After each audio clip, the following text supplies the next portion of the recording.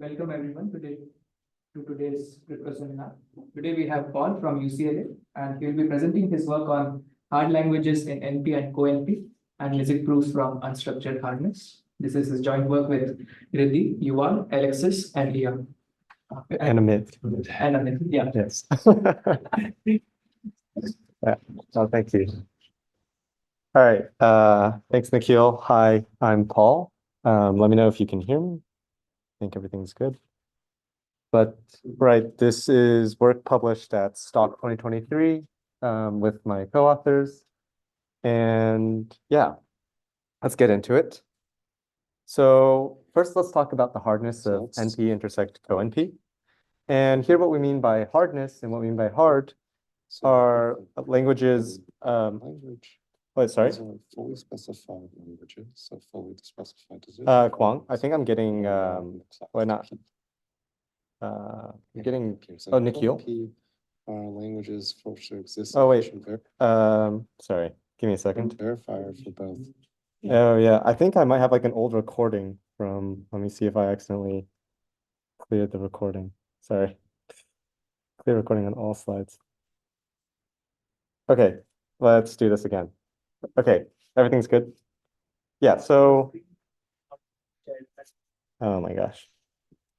Zoom issues.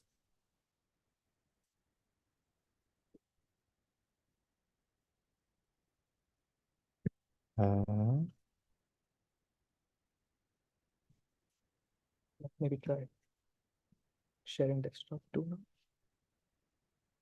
Desktop too. Okay. Yeah. All right, so here what we mean by hard language are fully specified languages. This is in contrast to a promise language. So fully specified decision problems are languages not in P, in the class P. And NP intersect coNP are languages for which there exists an efficient verifier for both membership and non-membership. And the history of NP intersect coNP, or the hardness of NP intersect coNP, is rather sparse. We don't have many candidate hard languages in this complexity class. And the types of candidate hard languages we have come from highly structured objects, such as factoring or discrete log. We also have stochastic games and parity games, which are also candidate hard languages in NP intersect coNP. And we also have constructions from one-way permutations, which we can consider as very structured objects because permutations are very structured. And the only known constructions of one-way permutations rely on factoring or discrete log, which are highly structured algebraic objects or assumptions. Yes. Yeah. Like they're not even heuristic ones? Heuristic ones? Not to my knowledge. Yeah. There's also LWE, by the way. Yes. That is for permutation. For NP intersect coNP. For NP intersect, but those are promise problems. So just as a quick anecdote, not anecdote, a quick caveat, this is not the case for promise problems. So for example, when you move to promise problems, now you can have gap SVP and approximate short vector problems. So this is a distinction between fully specified decision problems and promise problems. In the case of promise problems, it's actually quite easy. One-way permutations, or even injective one-way functions, or even assuming that unique witness NP is not equal to P, that's enough to get you a promise problem that's hard, and promise NP intersect promise coNP and not NP. So there's a gap between Promise problems. It's easy to build things. Yes. Which are in NP intersect coNP, but for that are hard. yeah, but for total Conjecturally hard. like regular problems, Yeah. it's not. Yeah, it's not so hard. It's not so easy. Sorry. Yeah. And actually, the debate of how hard this class NP intersect coNP actually has been a point of contention for a while. So first of all, for these candidate hard languages, they rely on strong algebraic structure, for example, factoring discrete log. So if there is a actual algorithm that breaks factoring discrete log, and we already know quantum algorithms for these, then these problems aren't actually hard classically if there was actually a classical algorithm. And let me point out that actually P is equal to NP intersect coNP for very simple computational models such as decision trees. And there's actually no complete languages known for NP intersect coNP. Question? Yeah. Can you explain the for the simple computational models that is decision? What do you mean by this? Yeah, so if you limit the computational models for Turing machines just to decision trees, like what can be decided by decision tree in polynomial, like polynomial depth, perhaps, or polynomial size decision tree, then it's these two classes are the same. P equals NP intersect coNP for decision tree. So it's like decision tree NP intersect decision tree coNP and decision tree P. Yeah, these are all. Verification is decision tree. The verification is, I guess, yes. Yeah. Any questions? Okay, next. What's the promise problem? Yeah, good. A promise problems, you can say these are a bunch of yes instances, and these are a bunch of no instances. And there are actually other strings for which they are neither yes nor no instances. So what you're saying is that you don't have to look at all the possible set of strings. You only have to consider strings subject to some predicate, for example. So for example, for gap SVP, you can say, I want all bases, lattice bases A, and such that the norm is either the shortest vector norm is less than or equal to 1 or greater or equal to some like n to the 1.5 or something. So there's a gap, and then anything in between we don't actually consider. Any other questions? Another simpler example would be like injective one-way functions. You could say all injective one-way functions whose witness, whose parity of the witness is 0, or all the images of injective one-way functions that have a witness whose parity is 1. And then for all the things for which there's no pre-image, you would ignore. So all image values who don't have a pre-image underneath this injective one-way function, you would just ignore. That's another example of a promise language where the yes. No known. No known for a total language. Yeah, for a complete language. No, not to my knowledge. So it's stochastic games technically. We don't know, but it's post-quantum in the sense that we just don't. No one's considered hardness of stochastic games or parity games for quantum algorithm relative to quantum algorithms. Any other questions? Okay, and there's this lecture from Peter Sarnak in which he writes actually, for example, I believe that factoring is in P. So if this is the case, then this candidate hard language is at risk of not being hard. So this is the risk of having structure. And it's not so much that I don't believe he has any concrete evidence to show that this factoring algorithm, such a factoring algorithm exists, but it's more so that why not? There's no impediments to such a classical factoring algorithm existing besides the fact that no one succeeded yet. And similarly, there's this rock in Jack Edmonds' yard in, I think, Ontario, where he writes that he conjectures P equals NP intersect coNP. And this is, you should ask yourself, like, why is this the case? Why did he believe this? Well, he was thinking about matching algorithms, matching problems. And there, when you're thinking about coNP, what you can do is you can use linear programming duality to get you a coNP certificate. And it turns out that linear programming duality also gives you an algorithm, a polynomial time algorithm. So from the lens, not from the generalness of the problem, he's not really the reason why one might believe this is due to a very specific type of problem and not due to the generic behavior of NP intersect coNP. So this was really kind of an artifact, a belief from his study of matching problems. So, yep. All right. So again, there are very few known candidates for hard languages NP, intersect coNP, and which do not have this strong type of structure. And so the question we should be asking ourselves is, what is structure? What is the difference between structured and unstructured problems? And the question is, can we build a hard language in NP intersect coNP from unstructured assumptions? Because this would lead us to believe that NP intersect coNP actually has, this would lead us to more likely believe that NP intersect coNP has hard languages. So hopefully that's clear what the motivation is. So we're going to follow the standard convention in computer science and mathematics that a random function is kind of the ultimate unstructured object. And we're going to classify all the other assumptions we think about relative to a random function.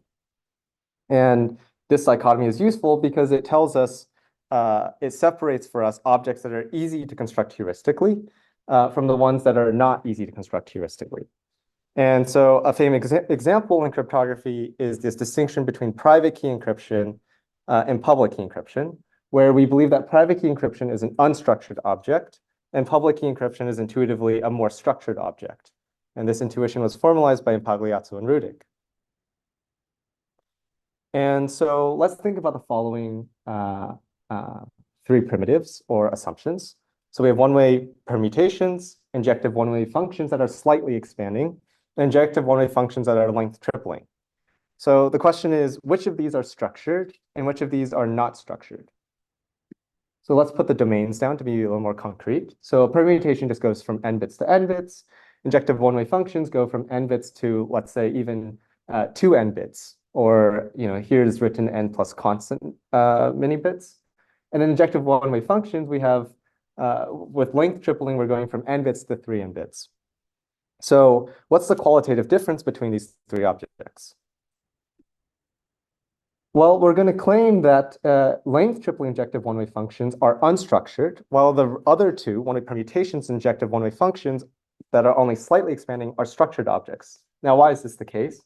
If I take a random function that's length tripling with very high probability, it's going to be injective. So I didn't even have to add, it just naturally showed up that it was injective with very high probability. Whereas, if I just take an n to n plus 1 expanding random function, this will only be injective with some maybe constant probability. And with one-way permutations, the odd that you actually end up with a permutation, if you just take a n-bit to n-bit function, that you end up with a permutation is quite low.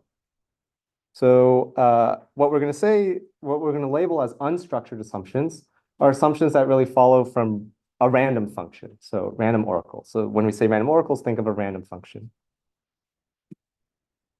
So what other assumptions are considered to be unstructured? Well, any of those that are implied by random oracles. So we know that random oracles are one-way and collision resistant. So therefore, one-way functions and collision-resistant hash functions can also be considered to be unstructured assumptions. And injective one-way functions, like we said, that are length tripling, these are also considered to be unstructured assumptions.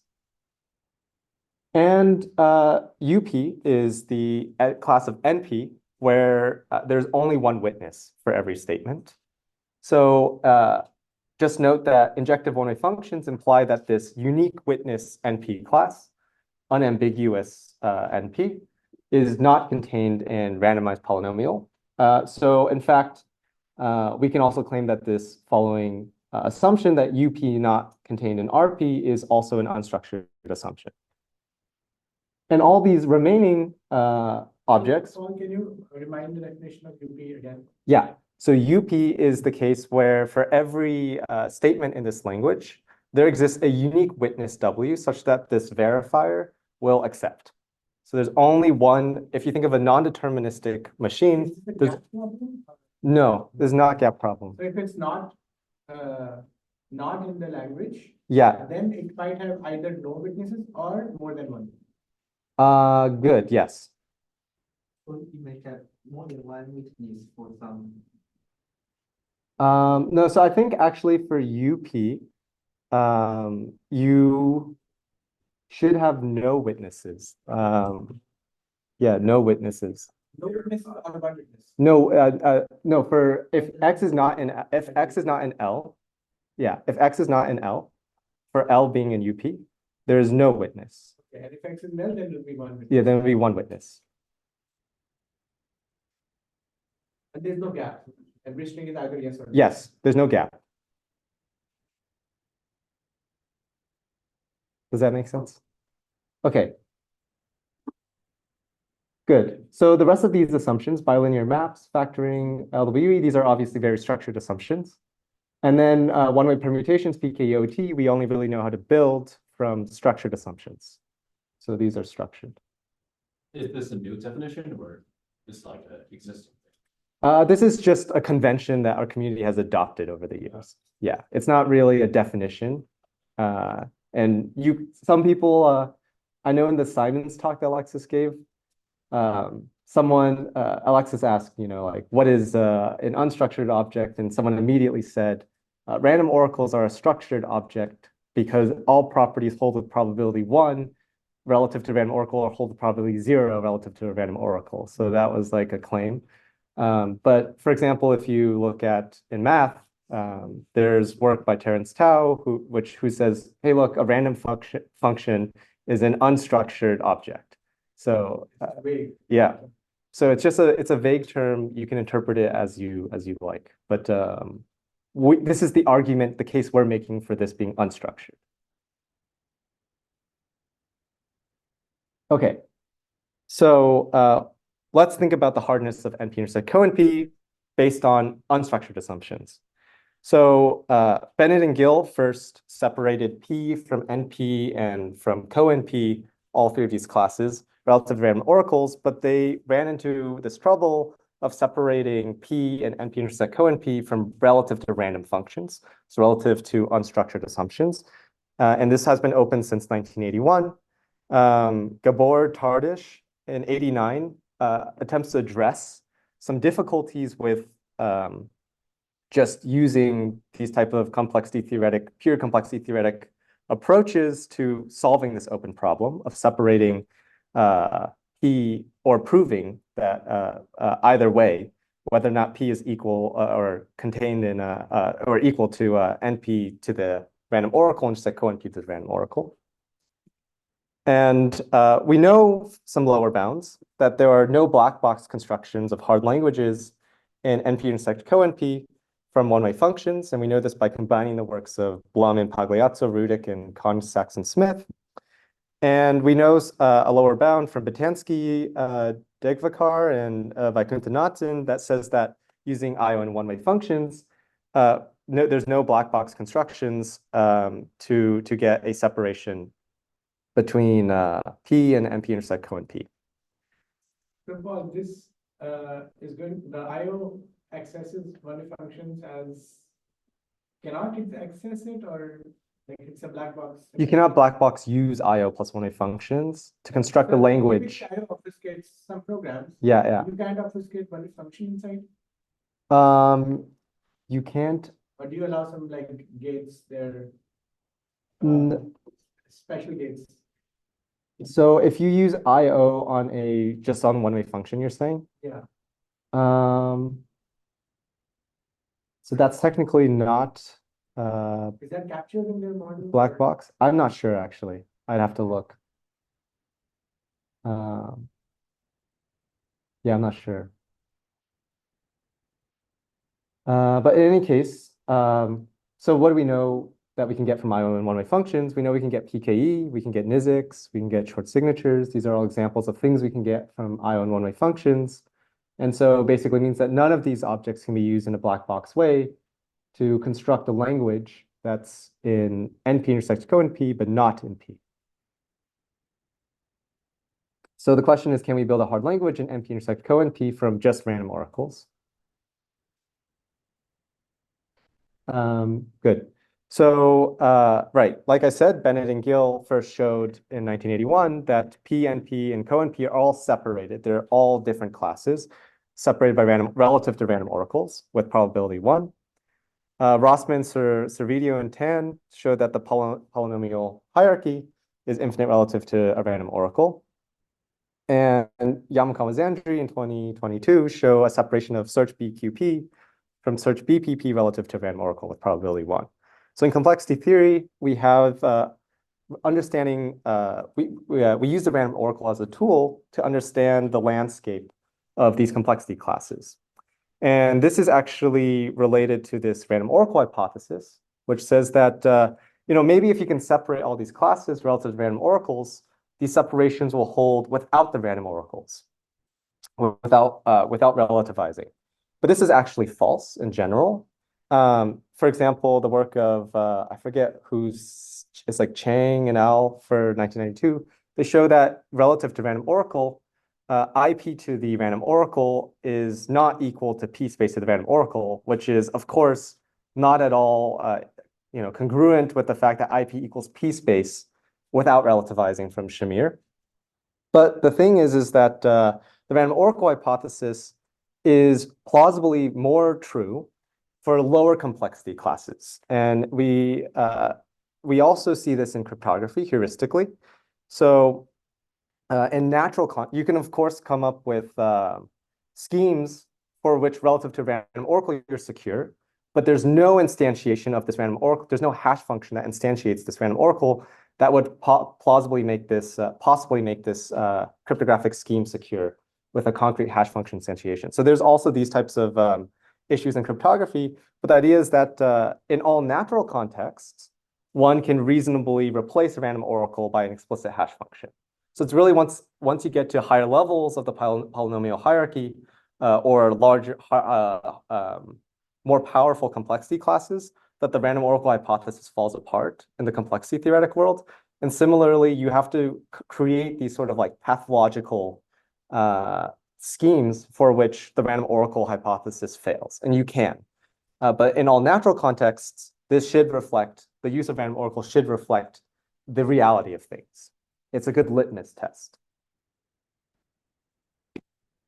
So in our paper, our main theorem is that if there exists injective one-way functions, then with probability 1 over the choice of random oracle O, the relativized classes are separated. P to the O is not equal to NP to the O intersect coNP to the O. It means for any injective one function, not only by permutation or. Yes, any length tripling injective one-way function. In fact, we don't even need length tripling. We can just use n to n+1 expanding. Yeah, and the proof is actually constructive in the sense that you give me any cryptographic hash function h and any injective one-way function, and our proof is effectively a polynomial time compiler that gives you both a concrete verifier for NP verifier and a concrete coNP verifier. So it defines a language and it gives you these verifiers explicitly. The cryptographic hash function. Pick SHA-256, for example. So this is a heuristic instantiation, for example. You can replace a random oracle by SHA-256 or any of your favorite SHA families that aren't broken yet. Oh yeah, so this would not be provable. This would be a heuristic instantiation. Yeah. So why do we need to assume injective one-way functions separately? It seems like the random oracle should just give you that. Good. In fact, yeah, so like we actually don't need to assume injective one-way functions. We just need to start with the language that is in UP non-intersect RP. And then you might be asking, why can't you just start with the random oracle? The issue is that what we end up doing in our proof is we build a NIZK for a language. And so when you define a language, when you build a NIZK for a language, the language can't be a random oracle dependent language. It has to be, we don't know how to do that. We don't know how to build NIZKs for random oracle dependent languages. So you have to start with a language from something that's just not relativized. So you either start with a language that starts from injective one-way functions, or you start with a language not in UP, not contained in RP. And both of the proofs will be effectively the same, almost identically the same, whichever one you pick. In fact, UP not contained in RP is just the weaker assumption. So might as well just assume the weaker assumption. Any other questions?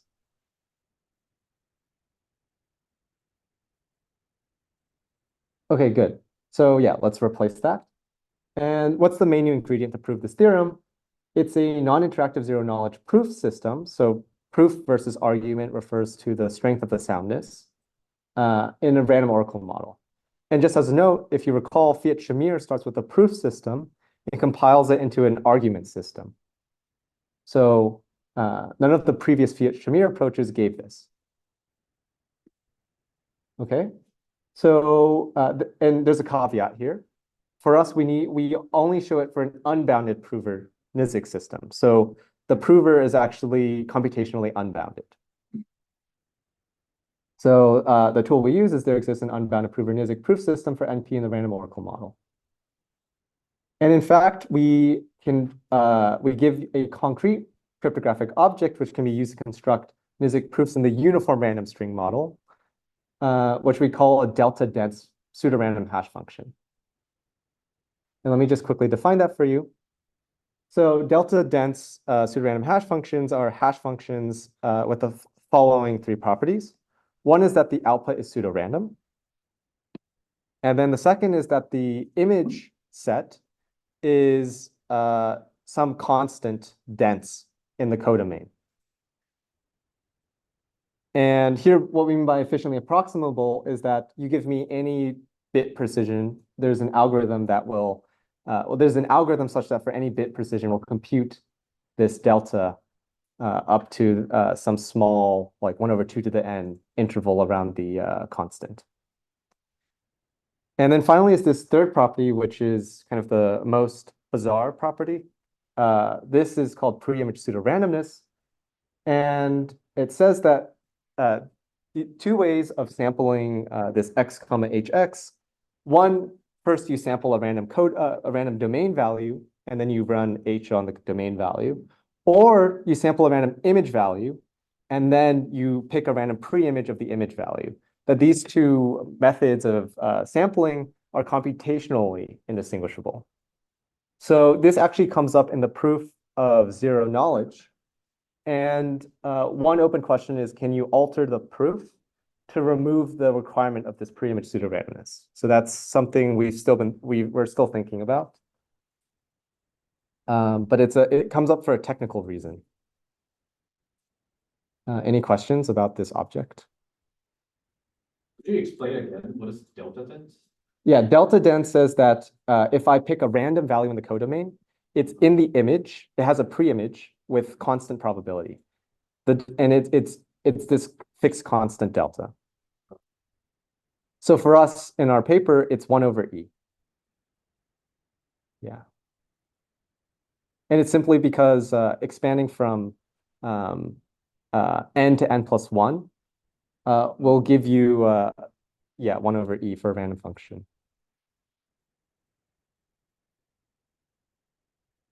Okay. Yeah, so therefore, assuming there exists a delta dense PRHF, there exists an unbounded prover NIZK proof system for NP in the uniform random string model. Okay, so those are our results. And just as a quick note, delta dense PRHFs, a random oracle is a delta dense PRHF, for the correct domain and codomain length. And there's no known instantiation from any unstructured assumptions. So for example, if you pick a k-regular function, it's going to satisfy the pre-image pseudorandomness property, where you can sample, because if it's k-regular, you can just take a random image value. And since no matter what random image value you take, there's only k possible pre-images, it has this regularity property. But we don't know how to get it from unstructured assumptions. So that's also an open problem. Okay, good. So let me review the Blum-Feldman-Macaulay definition of NIZK proofs for NP in the URS model. So again, we have an computationally unbounded prover P a computationally bounded verifier V, and the prover P is trying to prove a statement for some language L to the verifier V. And both the prover and the verifier share a floating random string in the sky, which we call sometimes the common reference string. But to be unambiguous in our terminology, when it's uniform, we're going to call it a uniform random string. So that's the URS. And of course, we have the properties completeness. If all the properties are honest and X is an L, the verifier will accept with probability 1. If X is not an L, or with very high probability, if X is not an L, then no unbounded cheating prover should be able to convince the honest verifier to accept erroneously. And zero knowledge just says that the URS and the proof can be simulated by a polynomial time simulator. So these are all standard definitions. So the soundness doesn't have soundness error. The soundness will have, we will have soundness error. We just didn't write it in this particular definition. But for us, it'll be statistical soundness. And in fact, we'll use a little trick to amplify statistical soundness to something that's near perfect for our purposes. Well, basically, it's going to be perfect with probability 1 over the choice of the random oracle. And we'll get into that just in a little bit. So they have common randomness. Yeah, they have common randomness. Okay, and in the random oracle model, we just replace this uniform random string with the random oracle. And the random oracle can also serve as, the uniform random string. So their algorithm can have local randomness or not? The P and V, yeah, they can have local randomness. They can have local randomness. Yep. So in the random oracle model, these P and V have now query access to a random oracle, a common random oracle. And completeness and soundness stay the same. And just the zero knowledge property changes, where now the simulator has to simulate both the proof and the random oracle queries. Right. And this is against polynomial query bounded dishonest verifiers. Any questions about this model? Okay, so previous work on NIZKs. So we have structured random strings for which, it's structured. And we can get both proofs and arguments from various assumptions in the structured random string model. In the uniform random string model, which is the model we're really focused on because we want something unstructured, if you just want arguments, actually the random oracle suffices, and actually you can compile many different assumptions into a NIZK argument. But for proofs, even secure against, for proofs where we mean soundness is secure against unbounded provers, we only know how to get this from one-way permutations or structured assumptions such as d-lin or from IO and one-way functions. And in this work, we move this to the unstructured setting by just using a random oracle or a delta dense PRHF. So that's this the state on NIZKs. Okay, so this is a quick recap. These are our results. And let's talk about the separation now. Okay, so to separate P to the O and NP to the O intersect coNP to the O, we have the following two ingredients.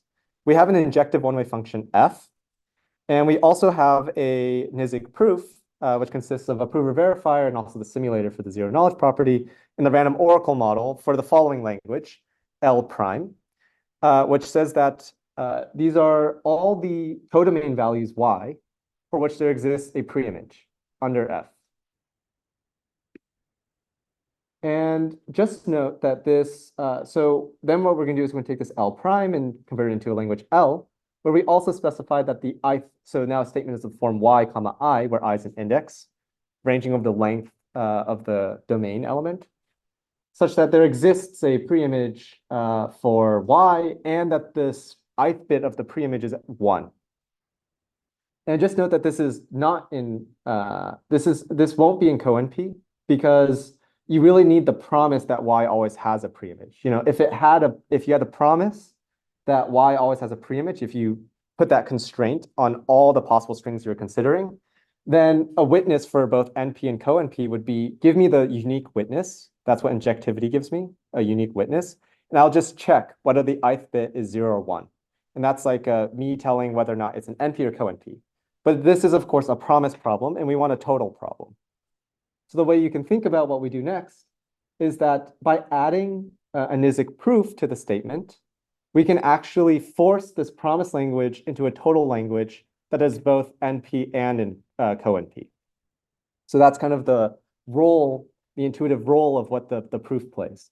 So now we have a oracle-dependent language, which consists of statements of the form y, I, pi, such that y has a preimage x, and f is injective, so of course this is a unique preimage, and the ith bit of this preimage is 1, and the verifier would have accepted the proof. So that's our new language. And just as a quick note, this proof will proceed in exactly the same manner if instead you start with the language in UP, not in RP, in which case, instead of picking L prime to be y has a preimage, you pick L prime to say that y has a witness for this relative to the relation on L double prime. And then you basically do the exact same thing, but now it's all relative to L double prime. Okay, so the same proof works. So let's see why it's an NP. So what is this language L? It's written again there. And the NP verifier will first check if the verifier accepts the proof. It just runs it. So this NP verifier has access to the random oracle, so it can, of course, run the verifier. And if it's not, then it clearly fails the second part of the AND, or it's really the third part of the AND. There's like 3 ANDs. So reject. Otherwise, check that this W is actually a witness. And if it's not, well, it clearly fails this check to be in the language. So just reject for now. And then finally, if both of those pass, you really want that xi equals 1 condition to be true. So just check if wi equals 1. So this follows from the definition of L to the O. Is this clear? Okay. For now, let's assume that the NIZK is perfectly sound. And we put an asterisk here because it's not actually, the NIZK we construct is not actually perfectly sound, but it's good enough. So for now, let's just assume it's perfectly sound. Then our claim is that with probability 1 over the choice of the random oracle, L to the O is an coNP to the O. Okay. So what is L, the complement of L to the O? Well, we just negate everything. And it says that either the verifier rejected the proof, or there's actually a witness whose bit is instead of there's no preimage whose ith bit is 1. Okay. Right. So what's the coNP verifier? The coNP verifier will first, again, just check whether or not the verifier, the NIZK verifier, would have accepted the proof. And if it doesn't accept the proof, accept that satisfy the second part of the OR condition. So now what happens if the NIZK verifier does accept? If the NIZK verifier does accept. In this case, you might be wondering, how could you possibly satisfy this? There does not exist an X, because don't you have to search over all possible X's? Well, the key point is that the soundness, the perfect soundness of the NIZK ensures that if the verifier actually accepts, there does in fact exist a witness, in which case you don't have to search over all possible X's to show that none of these work. Just give me the unique preimage X and just check the ith bit of this preimage. If it's 0, then we're all good to go. So again, so soundness guarantees us this existence of X. It's unique because F is injective. And we just want to check if this W sub I for this intended witness W is actually 0. Is this clear? So right, and of course we don't actually attain perfect soundness, but like I said, what we attain is that with probability 1 over the choice of random oracle, the NIZK has perfect soundness. And that's enough to get this statement that with probability 1 over the choice of random oracle, L to the O is in coNP to the O. Good. Okay, and finally, if the NIZK is just computationally zero knowledge, we don't need more than computational zero knowledge here, then L to the O is not in P to the O with probability 1 over the choice of the random oracle. And the way to see this is that suppose not. Suppose that the probability is actually, suppose that with probability greater than 0, L to the O is actually in P to the O. Well, how would this probability statement actually give you a oracle-aided Turing machine, D, that decides L? It's not immediately obvious. And so actually, Bennett and Gill in 1981 proved this theorem that says that if such an assumption is true, like this probability statement is true, such a decider actually exists as subject to the constraint that your oracle-dependent language satisfies some relation relative to a random oracle, in which our particular language does. And all it's saying is if you change a bit of the random oracle, it doesn't change the membership of more than a finite number of strings. So it's a very mild constraint. Yeah. So in this case, the NIZK simulator actually is allowed to program the random oracle? Yes. Yes, exactly. So here we can now use this decider D to invert the one-way function f. And how do we do that? Well, for each index I of the preimage, we're going to set up the statement yi pi. But of course, we don't actually have a witness for the statement. So what we can do is use a NIZK simulator to produce the proof pi without the witness. And we don't actually, note that this F inverter doesn't actually have oracle access. But that's okay because the NIZK simulator also simulates the random oracle. So then we can just run the decider relative to the simulator, the simulated proof and the simulated random oracle. And we know that by the zero knowledge property, the behavior of the simulator should look very close to the real distribution, where in the real distribution, you actually had access to an oracle and you had the real proof. So this ensures us that this inverter will actually behave just as if, almost as if you were working with an actual random oracle and an actual proof pi. And, you just do this bit by bit, and our language was set up perfectly so that you can tell whether xi is 0 or 1. You're just deciding 0, 1, 0, 1, 0, 1. And this will give you back the preimage x. All right. Everything's good here? Okay. So the question, of course, is how do you construct the NIZK proof in the random oracle model? So our starting point is the FLS90, the classic work of FLS90, which construct NIZK proofs for NP from one-way permutations in the URS model. So our goal is to replace the one-way permutations with a random oracle. And so as a quick overview, in the FLS90 proof, they first build NIZK proofs for NP in the hidden bits model, which we'll talk about in a bit. And then they instantiate the hidden bits with a uniform random string and a one-way permutation. And in our proof, what we're going to do is we're going to introduce a new model called the Z-tamperable hidden bits model. And we're going to instantiate the ZHB model with the random oracle. So first, we're going to build NIZK proofs in this new model, and then we're going to instantiate it with the random oracle. And this new model, Z-tamperable hidden bits, will rise very naturally. It's not at all artificially constructed. Okay, so let's review the hidden bits model. You basically have a floating string in the sky that has like locks on every single bit. And the prover actually has the keys to all these locks. So it can see all of these random bits, and the verifier can't. And the prover can send across a proof pi and reveal selectively some of these hidden bits to the verifier. And the verifier will only be able to unlock the hidden bits that were revealed to it. And finally, it makes a decision to accept or reject. So this is the hidden bits model. And once you have the hidden bits model, you can actually instantiate the hidden bits model with a uniform random string. So how do you do this? Well, you're going to add a one-way permutation O, and you're going to apply the inverse to take this uniform random string to get a bunch of pre-images. And then you're going to run a hardcore bit predicate, think Goldreich-Levin, to get a bunch of hidden bits. So the point is that since O is hard to invert, the verifier looking at this uniform random string can't actually predict any of these hidden bits. On the other hand, the prover can reveal these hidden bits by giving out X. So that's the key. So this is the instantiation of the hidden bits model with a one-way permutation and a uniform random string.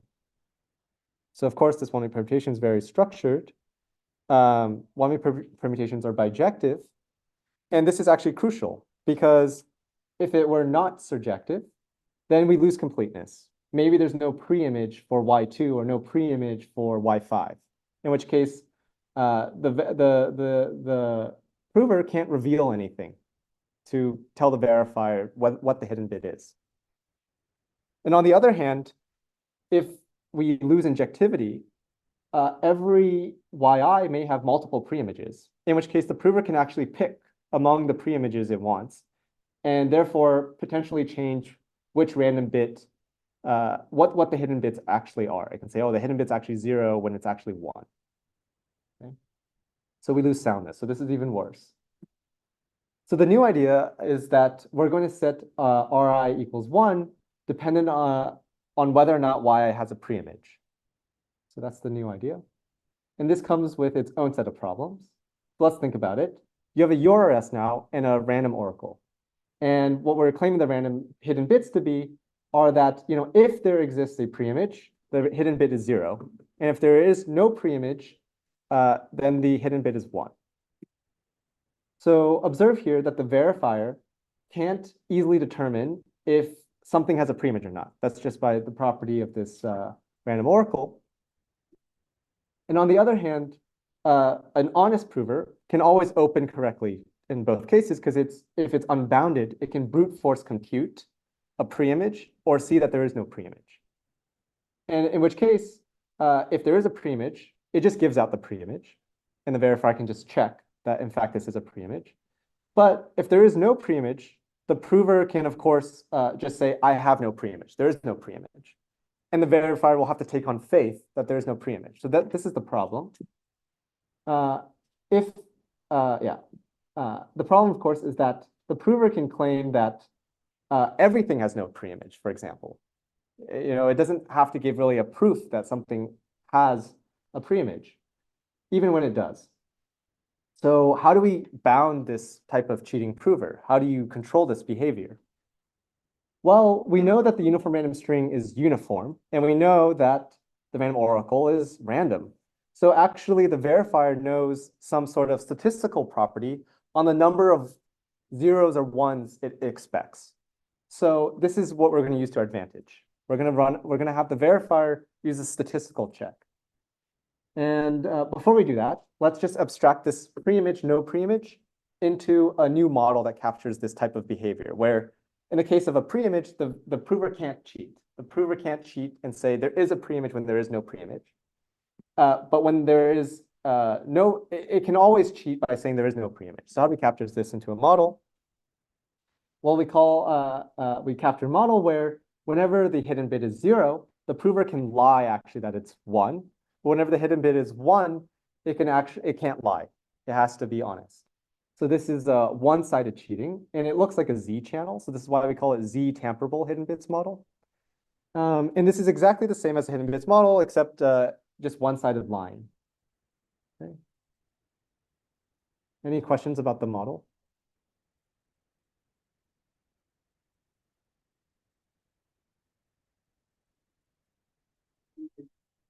Yep, we build NIZK in this model. Okay, so right. As I said, the observation is that the prover can't lie too much because we actually know exactly, we can just compute what the statistical behavior of random functions relative to random strings are. So the verifier can just check whether or not there are too many ones. And when I mean just check, it's not so simple. We have to be very careful with how we do this. So the idea is we're going to take the NIZK proof system from FLS for graph Hamiltonicity. and we're going to modify it to work in this model by adding statistical tests, and these statistical tests will require a change in the setting of parameters. Basically, we're going to have sparser matrices than the ones they use in FLS. And we'll see exactly how that sparsity is used. And yes, so basically, this will guarantee us our soundness. Okay, let's review the graph Hamiltonicity property for the graph Hamiltonicity proof, NIZK proof from FLS. You start with, so suppose for simplicity now, that your hidden bit string wasn't actually uniform, but actually exactly representing an adjacency matrix for a cycle graph. So this is an example of an adjacency matrix for a cycle graph. And you have a statement, G. This is your graph G that purportedly has the Hamiltonian cycle. And what does the prover do to give a proof? It picks a permutation that maps this graph G such that the Hamiltonian cycle maps onto the cycle graph H. So you can see here now that after this pi of G really looks like H with relabeled vertices and some additional edges. And then it opens in this hidden bit string all the non-edges of pi of G. So pi of G also contains some additional edges, so that's why there's additional red boxes other than just the cycle itself. And this is what we call like a subgraph test. All the prover is doing to the verifier is saying, hey, look, pi of G is in fact, H is in fact a subgraph of pi of G. That's all it's saying. Okay, so the prover sends the proof pi, this permutation pi, as well as the openings for this hidden bit, for the hidden bits corresponding to non-edges of pi of G. So why is this complete? Well, if G is Hamiltonian, you can always find a permutation pi that maps the Hamiltonian cycle in G to the cycle in H. And soundness just follows by the contrapositive. If the verifier passes, if the subgraph test passes, it does in fact mean that H is a subgraph of pi of G. And this effectively implies that G has a Hamiltonian cycle.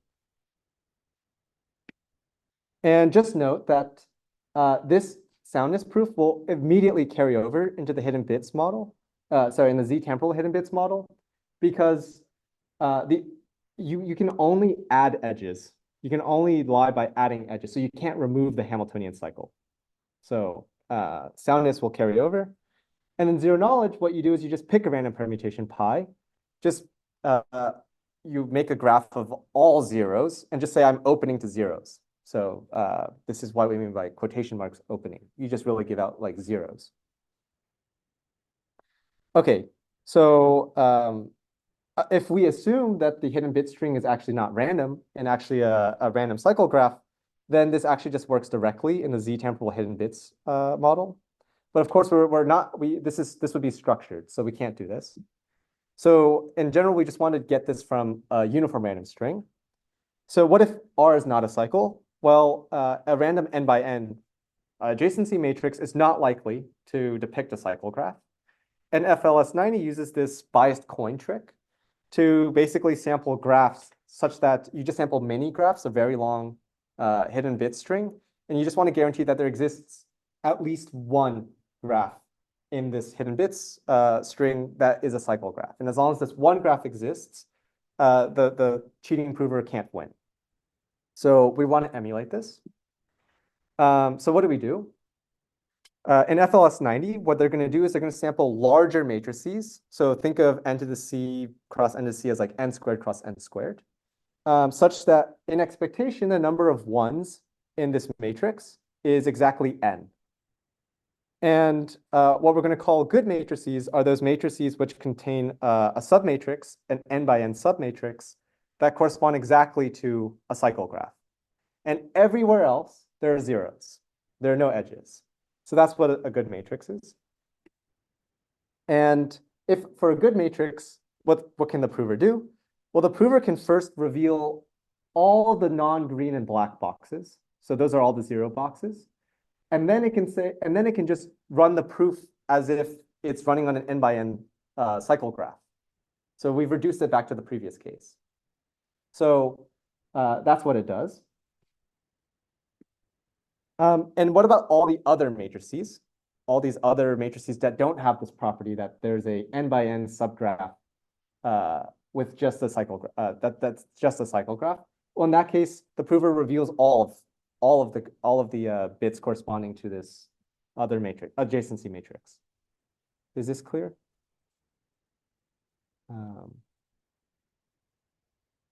Okay. So soundness holds as long as at least one good matrix exists.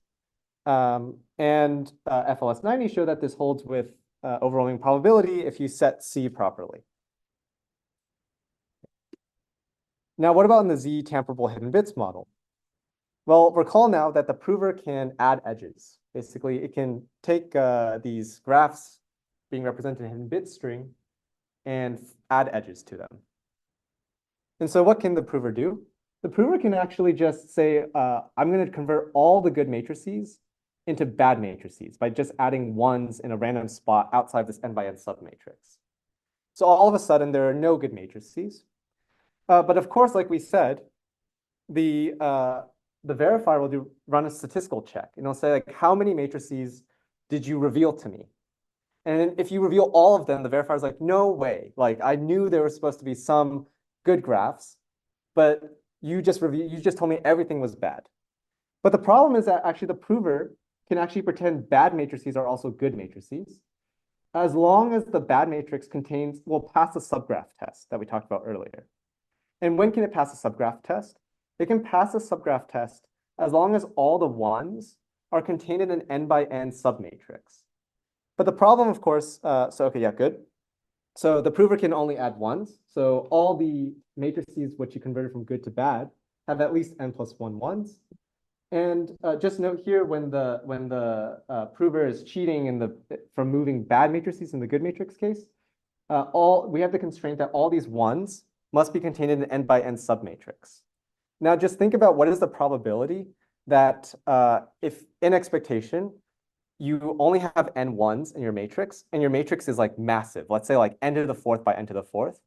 With very high probability, these ones will not sit in an n by n submatrix. In fact, you might get, like, for example, if you have an n plus 1 by n plus 1 permutation graph, you're doomed, right? Because now in every row and column, you have a 1 somewhere in an n plus 1 by n plus 1 submatrix, and you can't flip any of the ones to zeros. That's not allowed in the hidden bits, Z tamperable hidden bits model.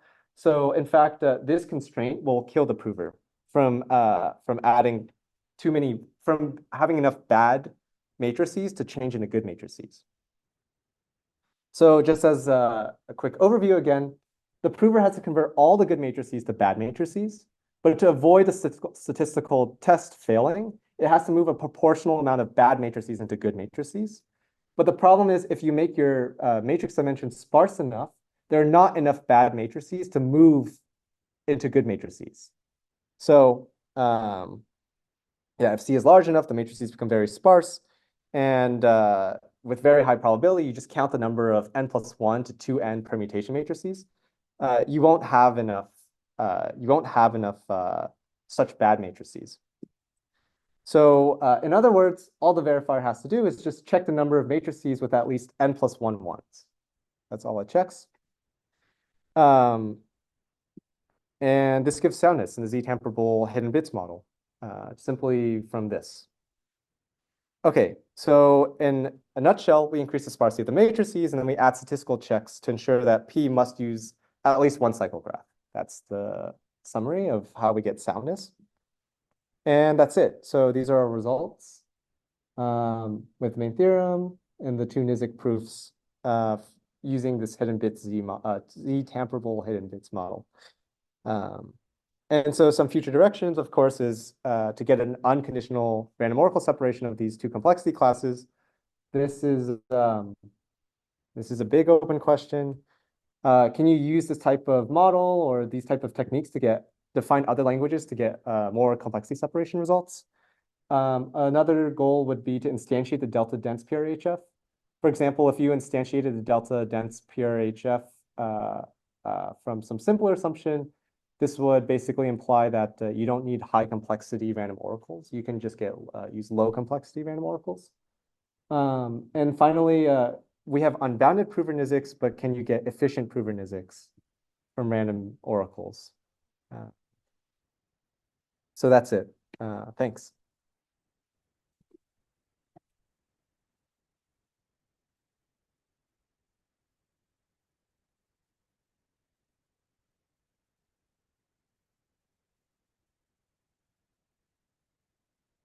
Yeah. For the fourth question, do you expect that to be the case? Like Um, the NIZK proofs were brute forcing through all. yeah, so we don't see a way right now. We have no idea how you would do this right now. But yeah, it's possible. No, there's no barrier other than the lack of attempts, I guess. So yeah. Any other questions? What kinds of implication would this result have? Like in terms of like general computation? Whether or not like there are efficient prover NIZKs, or which part? Or like you have like some kind of separating. Oh, like you're separating results. are you asking about P and NP intersect coNP? So it's like, so now you know like with Yes. respect to. So basically, it's saying that this should be a suggestion that actually without random oracles, P is not equal to NP intersect coNP. That's kind of Oh, you mean like by that? Yeah. That, like heuristic. Yeah, by this random oracle hypothesis for low-level complexity classes. Of course, yeah, this is just like evidence for the existence of hard problems in the non-relativized classes. There's a question. Yeah, did you think about achieving inefficient proof or batch arguments from random oracles, batch proofs? We did not think about that, but that's a good question. Right.